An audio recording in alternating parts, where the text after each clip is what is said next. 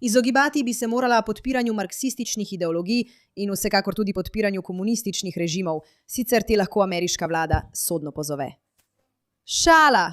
Točno to se zdaj dogaja Hasanu Pikarju, ki je objavil to čudovito knjigo Kako preživeti v zaporu. In zdaj, pravkar so zvezni uradniki s sodnim pozivom pozvali političnega streamerja Hasana Pikarja in še eno osebo iz organizacije Code Pink. In ljudje, zaradi tega sem res izjemno vesela. Ne zato, ker sem grozna oseba, ampak zato, ker ko nekdo, ki je grozen, končno doživi posledice svojih dejanj, mislim, da je to nekaj, kar bi morali vsi praznovati. In ja, mislim, da je Hasan Pikar grozen, ker ljudem govori, naj gredo ubijati ljudi, domnevno. In vsak dan prenaša najbolj odvratne ideologije. In ena izmed njegovih zadnjih potez je bila podpora kubanskemu režimu, kar ni pametna ideja. Kakorkoli, hvala, ker ste tukaj. Dobrodošli v oddaji Pushback. Sem Mejra K., vaša gostiteljica. Ne pozabite pritisniti na gumb za naročnino, slediti, všečkati, komentirati, narediti vse to, oceniti ta video, a kar je najpomembneje, pridružite se našemu gibanju, ko se upiramo norcem, ki so postali nekaj običajnega. In zagotovo mislim, da je Hasan Pikar visoko na tem seznamu. Za tiste, ki ne veste, kdo je Hasan Pikar, kje ste živeli, ampak če ste res živeli pod skalo, vam bom povedala naslednje. On je streamer, ki ima milijone sledilcev in širi najbolj nore ideologije ter nasilje, za katerega si sploh ne bi mislili, da je resnično. Mislim, tukaj je en primer videoposnetka. Resnično ni pomembno. Lahko se pripravlja s komerkoli želi. Lahko se pripravlja tudi z Benjem Morrisom, če želi. Niga, kaj, podpiraš terorizem, vprašaj? Ne, ne podpiram. Ne podpiram države Izrael. In ne podpiram države Združene države Amerike. Dobesedno ni pomembno. Lahko se pripravlja s komerkoli. Jaz bi fant. Ta moški je grozen. Poslušajmo tole. Strel na Trumpovem zborovanju. Utihni. Ne. Amerika si je zaslužila 11. september, stari. Jebi ga. Jaz to pravim. Sami smo si to popolnoma nakopali, stari. V redu, torej to je on. Za tiste, ki ga ne poznate, preberimo podrobnosti o tem, kaj se dogaja.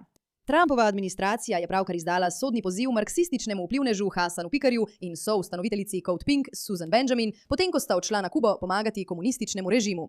Kako neumen še lahko postaneš? Očitno je raven neumnosti Hasana Pikarja res visoka. Preiskujejo ju zaradi morebitne kršitve ameriških sankcij, ker naj bi na Kubo dostavljala blago ali to financirala in usklajevala. Igraj se z ognjem in boš videl posledice. Pikar in Code Pink sta ujeta v preiskavo Urada za nadzor tujih sredstev Ministrstva za finance in prejela sta posebne upravne pozive. Pikar in levičarji, ki so šli na Kubo, so bili znani po tem, da so bivali v luksuznih hotelih z varovanjem in elektriko, medtem ko so okoliški prebivalci trpeli. Torej, šli so na Kubo, ti bedaki. Torej, to je Kuba in nikjer ni elektrike, ker ni nafte, ni energije. In tako to izgleda. Mimogrede, to ni Hasan. To je nekdo, ki nam pove resnico o tem, kaj se dogaja na Kubi. Razen tistega hotela, ker je to hotel s 5 zvezdicami. To je to. Vsi ostali so v temi.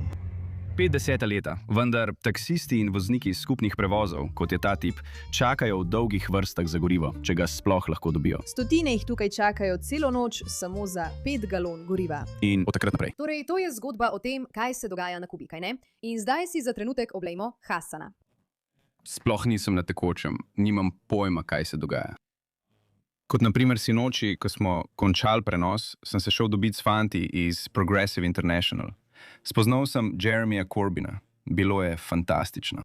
In družil sem se s fanti iz Nekaba. Šli smo ven in pili v nekem lokalnem baru. In samo živeli smo na polno. Iskreno, samo uživamo življenje na polno. V redu. V redu, o tem moramo slišati več. Ampak najprej kratko sporočilo naših sponzorjev. Verjetno ste videli naslove o izbruhu hantavirusa na križarki. In to nas opominja, da nas je pandemija naučila nečesa pomembnega. Ko se pojavi nov virus, je zdravstveni sistem hitro preobremenjen in najbolje je, da nismo odvisni od njega. In zato priporočam, da imate komplet za nujne primere ob izbruhu nalezljivih bolezni podjetja za dobro počutje že doma, preden ga sploh potrebujete. Naročite ga zdaj prek spleta, saj vsebuje zdravila na recept, ki jih predpiše zdravnik, in celo nebulizator za dihalne simptome, za katere upam, da jih nikoli ne boste imeli. Namesto da bi ob naslednjem izbruhu hiteli iskati rešitve, boste imeli že pri roki ključna zdravila in pripomočke za dihala, ki jih boste lahko uporabili takoj. Obiščite spletno stran twc.health/poševnica twc.health/miraka in uporabite kodo MERA, da prihranite do $33 ter prejmete brezplačno dostavo. Kompleti so na voljo samo prebivalcem ZDA. Ostanimo zdravi. Ali lahko samo govorimo o dejstvu, da Hasan Piker dobesedno odide na Kubo, da bi poskušal širiti propagando režima, medtem ko ljudje tam umirajo, nimajo elektrike in nimajo hrane. In še vedno bo ta tip zaslužil milijone dolarjev, ker režim misli, da je to inteligentno. Mimogrede, seveda ne vem neposredno, če ga je režim plačal, ampak če bi ga vlada lahko pozvala s sodnim pozivom, potem je zelo verjetno, da imajo nekakšne dokaze za to. Kaj je ta tip sploh počel na Kubi? Vemo, kaj se je zgodilo Niku Shirleyju, ko je poskušal snemati na Kubi. Imel je veliko težav. Kako je potem ta tip kar tako prišel noter in ven? Odgovor je, ker je marksist. On je marksist in širi propagando, kar je nevarno in proti ameriškim vrednotam.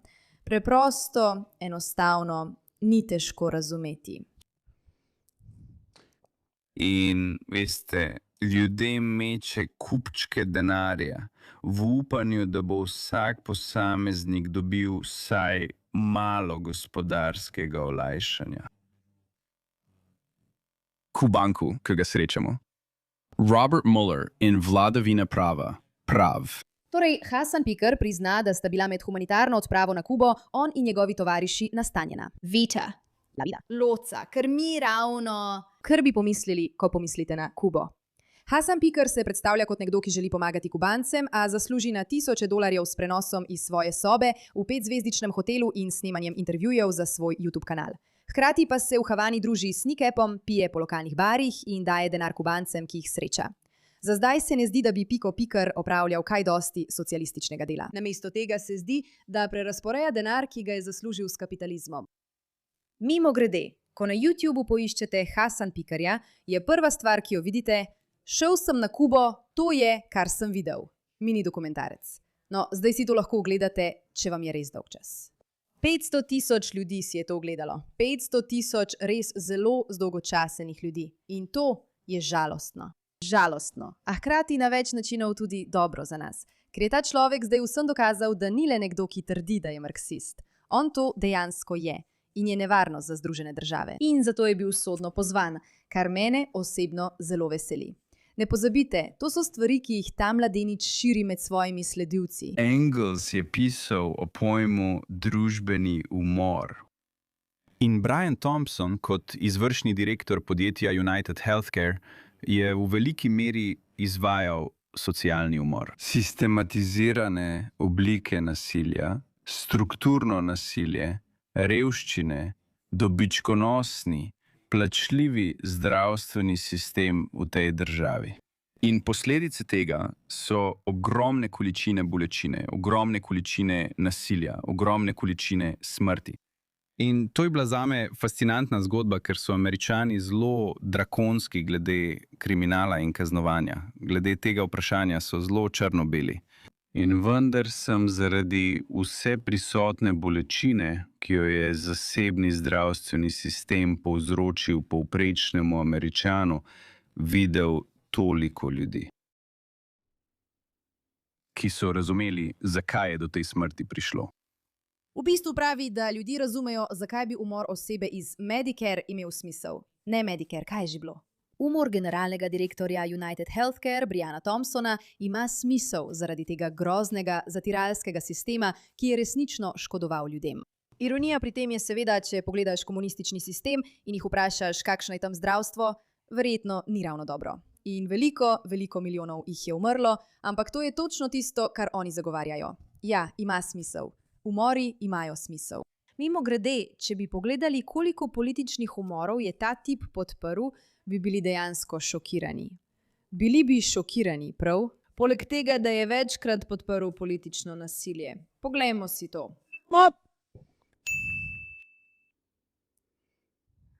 Mislim, da je to samo en tip, ki je iskren v svojih dejanjih. In morda, veš, mal zmešan v glavi.